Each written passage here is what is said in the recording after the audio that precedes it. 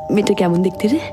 বল না শুনবো। আগের দিন রাত্রে খাতা চেক করছিলাম, সেখানে দেখি লাস্ট পেজে আমার আর ওর নাম দিয়ে ফ্লেমস করেছে। ফ্লেমস? কি কিউট! দেখ এখন তো আমরা ফ্লেমস করি না।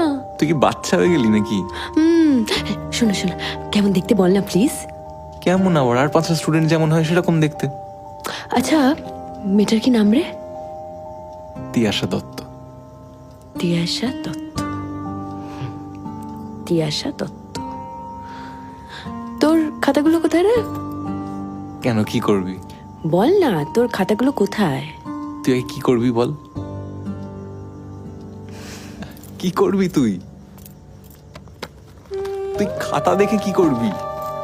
আরে কি করবি বলবি তো? দাঁড়া না,